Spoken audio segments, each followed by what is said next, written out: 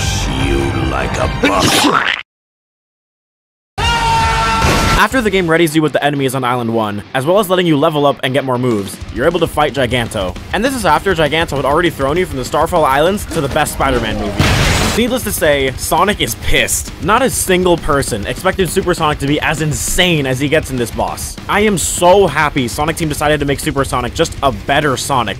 Not some completely different moveset, it's an advanced and cooler character than what you've been playing for the last couple hours. And speaking of those last couple hours, it even references what you've been doing in the game this far. You've likely already fought Asura, so Giganto uses those same blue boost circles, and Giganto's whole body is also a climbable surface, just like the towers that you climbed earlier in the game. And then you finally get the last Chaos Emerald, and dude, I can't imagine any other song playing here. Kel and Quinn of Sleeping with Sirens, and everybody else who has come together to make my favorite song of all time, has done an absolutely fantastic job of making Sonic truly feel undefeatable. This boss fight has defined this game in so many ways. All the pieces of this puzzle are now coming into place.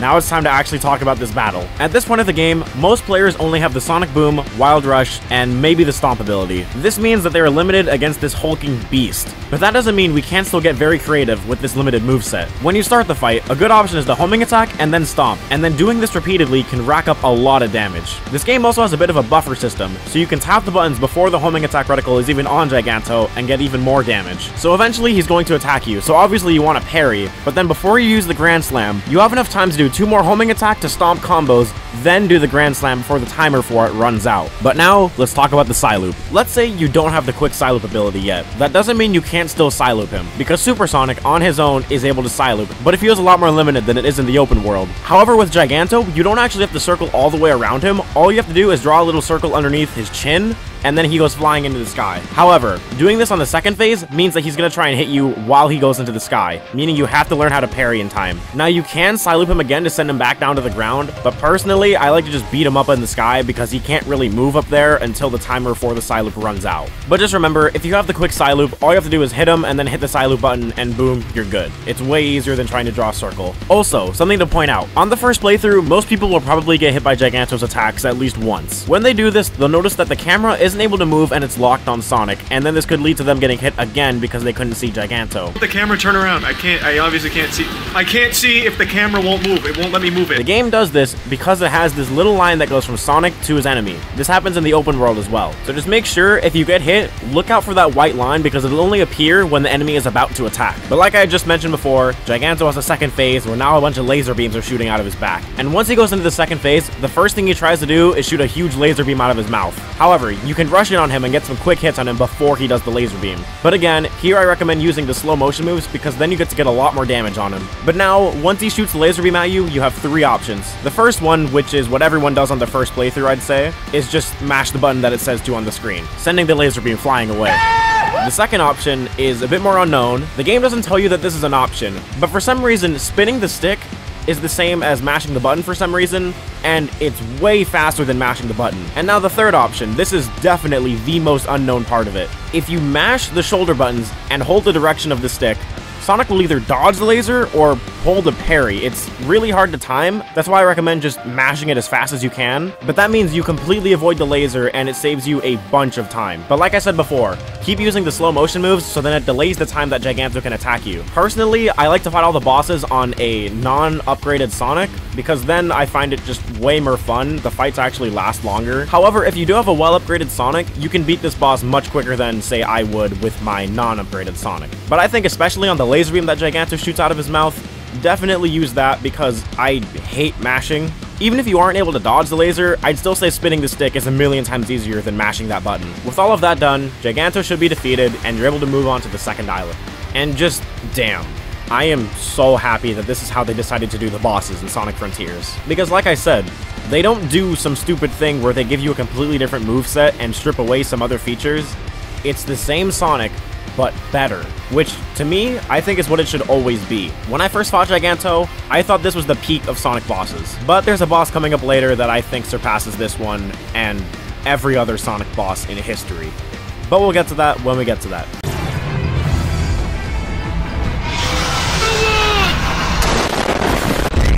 Where Kronos Island eased you into how the game works, Ares Island decides to push you quite a bit further. The mini-bosses here put up much more of a fight and are able to pack much bigger punches, or just waste your time. But you, the player, are able to fight back harder too, since you are continuously unlocking new moves. And all of this culminates when you have to face Wyvern, after the run-in you had earlier with him. The boss fight begins with you needing to climb this tower, not unlike the towers on Kronos Island. But there's also this small platforming section on the left of it. I thought this was the right way to go, so I was standing here for like 5 minutes waiting for something to happen on my first playthrough. But anyways, you climb the top. Once you homing attack Wyvern, a new section takes place in the sky, where Sonic runs on Wyvern's blood-colored vomit. Might want to get that checked out. Best way to start this is to do a homing dash on the first whatever this is. Doing this saves you a lot of time, since Sonic's homing attack rebound in this game is long. I'm not gonna lie though, this section is kinda lame. It's a minute and a half of suspense that's incredibly easy, and I feel like it could have been done a lot better. But then we finally get the Chaos Emerald, and it's finally time to take down this monster. And damn, this is incredible. It was a genius idea to make this boss take place on top of the island you've been exploring for the last couple of hours. The ground doesn't really affect the gameplay, but it's still really cool regardless. And it's up to Super Sonic to chase Wyvern down through the sky, dodging his missiles and enjoying the hell out of another fantastic song. And then you get up close with Wyvern, and he starts thrashing about to throw an attack. By utilizing the parry, Wyvern is stuck in the sky, as you are now able to attack him, annihilating his health bar with the incredibly stylish moves that you've unlocked this far in the game. You can even use the quick side loop in the air here, chaining him down so then he can't move, letting you get even more attacks on him. Now, this all sounds amazing so far, right? I thought the same thing on my first playthrough of this boss. But there's a problem here. Let me just... And there we go, I win. This boss is very automated. Remember how I said earlier that you have to chase Wyvern through the sky? Well, not really, since Super Sonic is just able to move forward automatically. Why can't I freely move around in the sky here? That would make this so much more fun, and it wouldn't feel nearly as restrictive as it currently does. And the parry. Oh, good God, the parry. Why the hell is this an infinite shield and non-actual timing required skill to master? There's absolutely no challenge here. All you need to do is hold parry and you win just like that. And apparently, in the beta of Sonic Frontiers, the parry was actually timing required. And when Sonic Team was doing beta testing for this game, the testers complained that the parry was difficult to time and they were getting frustrated. So instead of doing, the smart thing and making the parry just a little bit more generous on the timing, Sonic Team decided to say, screw it, make it last forever. Look, I get it. For younger players, having an infinite parry can really help them out. But for people who actually know how to play video games, this is a terrible decision. There was a controversial tweet that was put out a while ago. Someone saying that they beat this boss blindfolded, and people weren't very happy with this.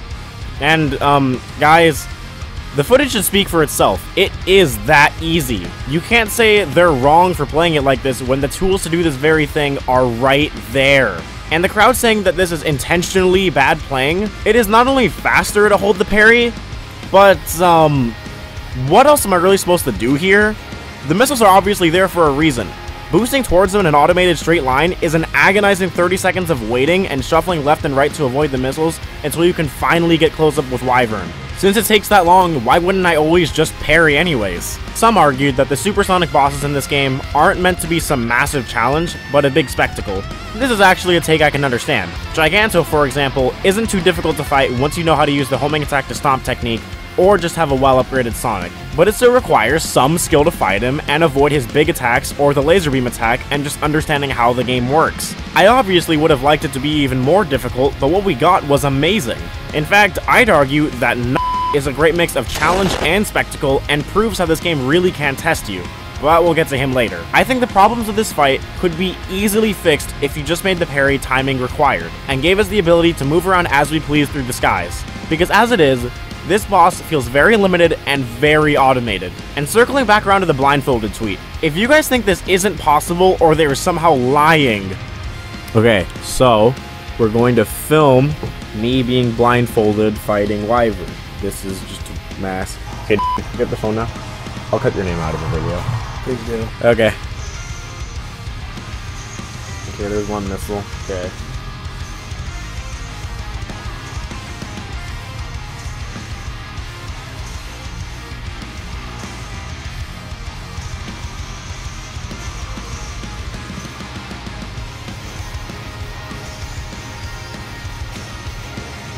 This is so much fun. Oh my god. This is so intense, dude. Wait, is he halfway? Is there a cutscene playing? Yeah. Holy sh**, Dude. Well, I'm fighting with him. Okay, so there's a cutscene. I don't know how to do this, actually.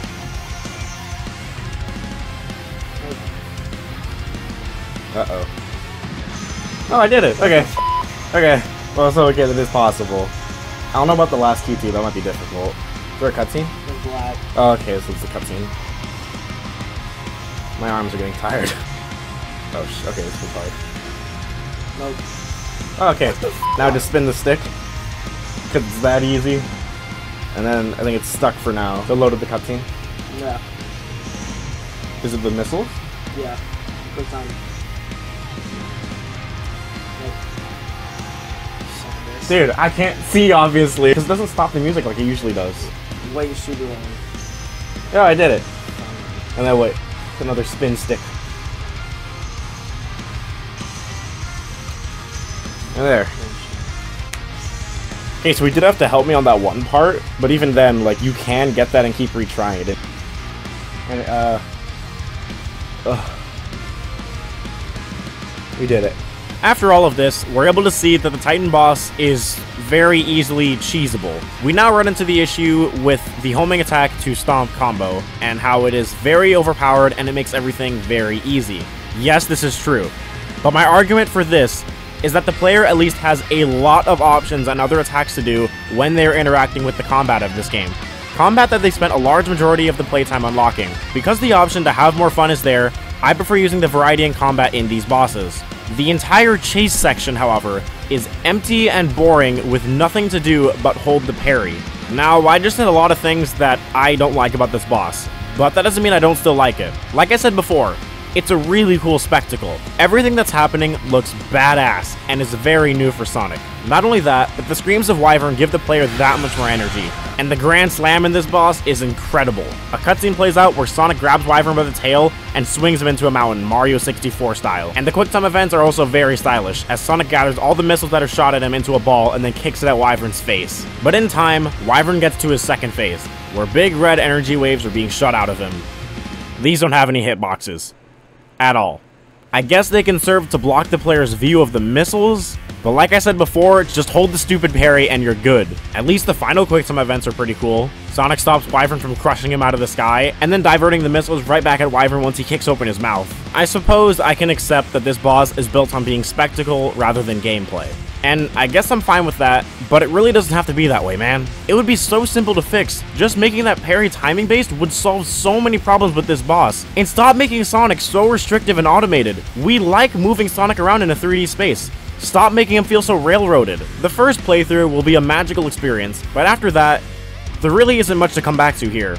Now, this all might sound bad, but the next boss, I think, is a massive step up compared to this one, and it just might be the best boss in the entire Sonic franchise. Seatbelts, everyone! Please let this be a normal field trip with a friend. After making our way through Chaos Island and some long yet interesting boss fights that test the combat you've unlocked even more so than before, we finally arrive at the Titan of this island. After I break my LNR buttons. The evil desk chair of Chaos Island makes a statement earlier on the island to show that his shield is an integral part of him as an enemy. It follows Sonic on his run away from the chair as he runs on Squid's trail. I do actually think that this is a very smart way of bringing existing assets together, but the fact that this is all played in 2D makes it feel much more boring than I'd like it to be. Once you finally run into the chair again in this massive crater, you'd think that you're supposed to go to his legs to climb him. But nope, he starts spinning around like a damn Beyblade, and where his roller wheels last touch, spikes shoot out of the ground and can hurt you. The best strategy that I've found to do is to double stomp, jump in the air boost, and then finally hold parry. This gives Sonic maximum height so that the spikes won't be able to touch him. But even then, if you do somehow get hit by the spikes, they hit you really high into the sky here for some reason, meaning you can just use any of Sonic's moves to get yourself back in the game. But then he throws his armrest into the ground, and if you get hit by this, it's instant death, even if you parry. My recommendation here, just run away, honestly. I don't have a great solution here. The armrest shoots out spikes. Parrying them and moving forward while the game is still in slow motion is a good strategy, but jumping over the spikes isn't too bad either. After we finally reach the top of his head, it's time to battle. Right at the start, he pulls a massive sword out of his body, and then this guy reactivates Beyblade mode and starts spinning like crazy. This makes the camera start spinning around to follow him, as the player is stuck trying to chase him while also feeling incredibly motion sick. After he decides to stop spinning, he begins his first strike with his sword. After parrying it, what's this? For the first time, the Titan is actually blocking against your attack. Once you hit the shield enough times, a cutscene plays out where he blasts you back and then hurls the shield at you. After completing the QuickTime event, Sonic jumps on the shield and starts riding it through the sky, dodging and weaving through the endless onslaught of missiles being fired at you, pushing you backwards, but then you finally push through and drill it into his face. After all of that, you are now able to attack the chair. That beginning section just took about a minute, and with that cutscene, this can sometimes feel like it goes on for too long. But that is the best part about this boss. You can avoid so much of it at your own leisure. Remember the very first section of him spinning around? You can hit him during this section. Best way to do it is by dodging and then pressing the homing attack button to activate Wild Rush. After this, make sure to use moves that slow down time, so then you can get maximum hits on him before he takes out the shield. But it's possible to make it all the way to phase 2 without him ever taking out his shield. This is because you're on the 3rd island. You've likely already unlocked the entire skill tree, especially since the skill tree was designed with 3 islands in mind, as seen by the 3 separated moves. And again, if your Sonic is well upgraded, you'll be able to take him down even easier.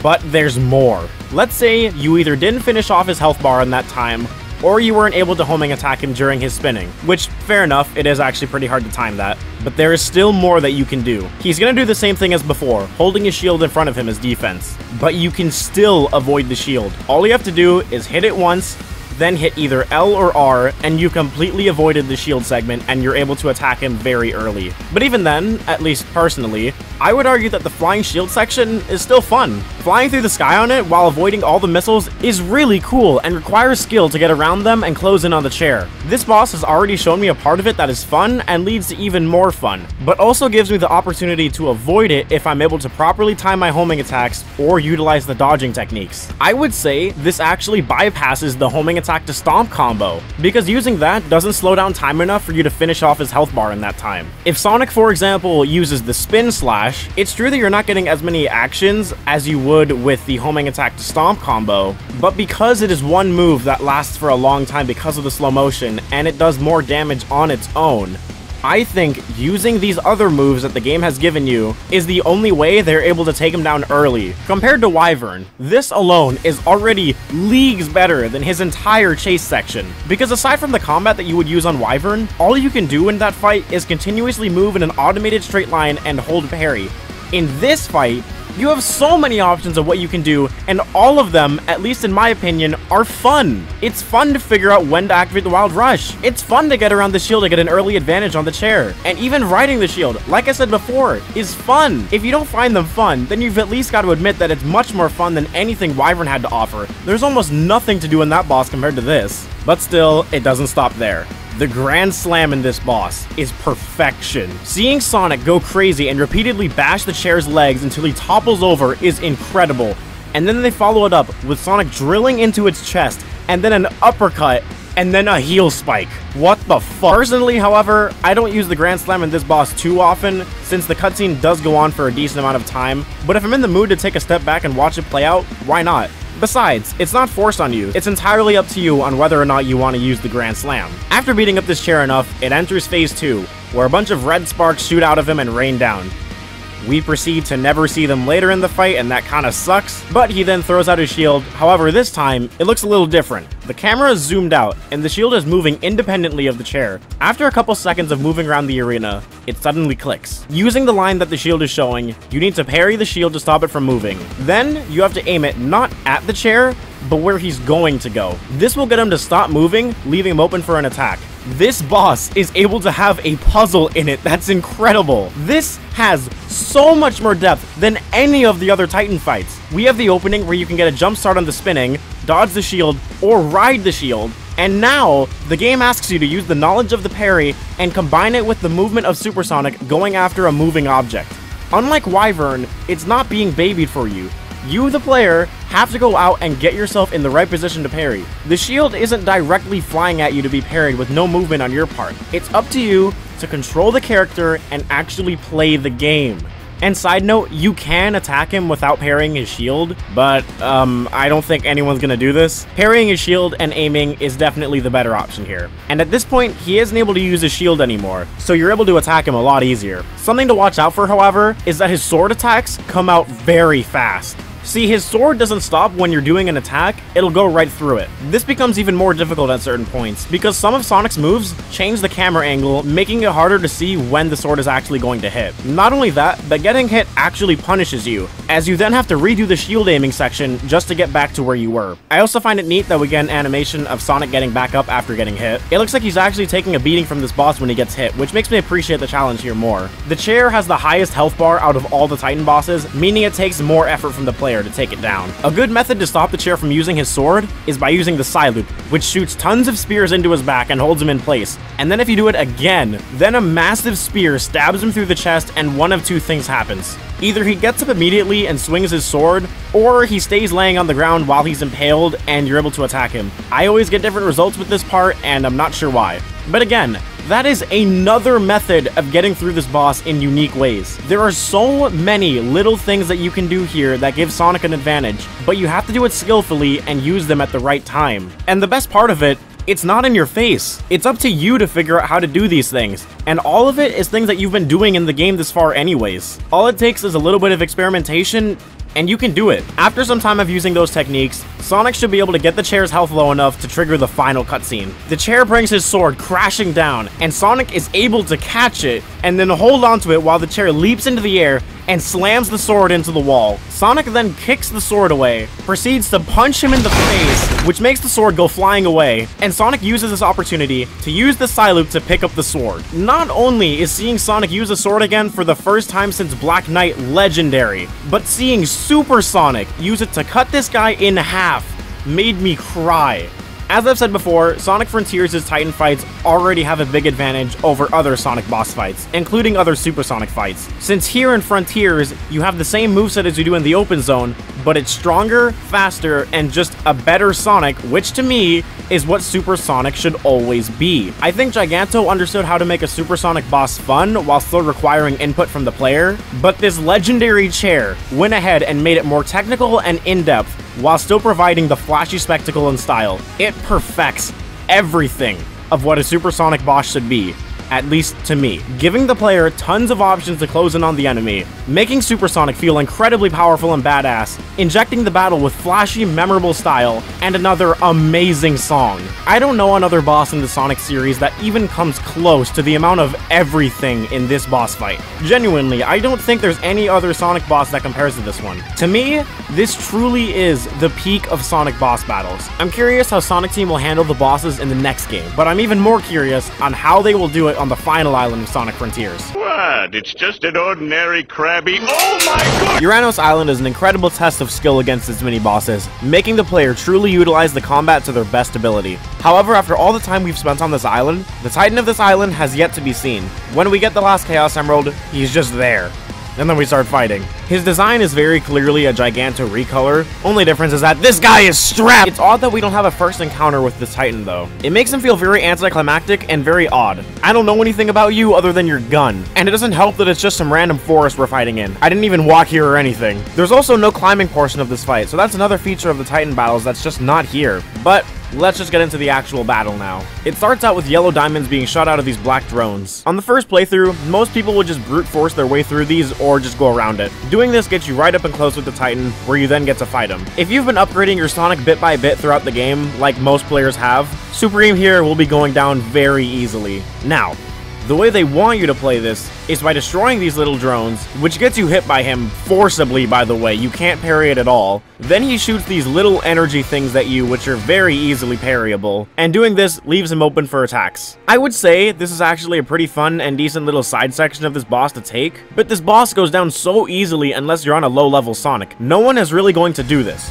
Combat here is still cool, and the spectacle of fighting this guy is also cool, and it's not automated, which I'd say makes it better than Wyvern, but there still isn't much going on here. That is until the second phase, where he grows these absolutely beautiful wings and they look amazing. We never see them again. The only difference now is that the yellow diamonds are being shot out much quicker and we are moving through the sky. This is a decently fun part, honestly. Either chasing him down by pushing through the enemy attacks or destroying the drones, which gets you to start fighting him in a simpler way. But again, there isn't a whole lot going on in this boss, but that is only in comparison to Night. I would say the fact this boss has these little drones to attack you with that lead to another section of the fight does help give it some depth, and it's interesting enough to decide fighting the Titan or the drones. His health bar is just demolished though, it's way too damn easy. Even still though, I would almost say that Supreme is better than Giganto. He's factually more in depth and has more going on, but the fact he's not only just a recolor, but very easy to fight back against, with your attacks making him feel very anticlimactic and lame in comparison to the other Titans. Even the quick time event is lame. Well, not just the quick time event, but the way you activate it too.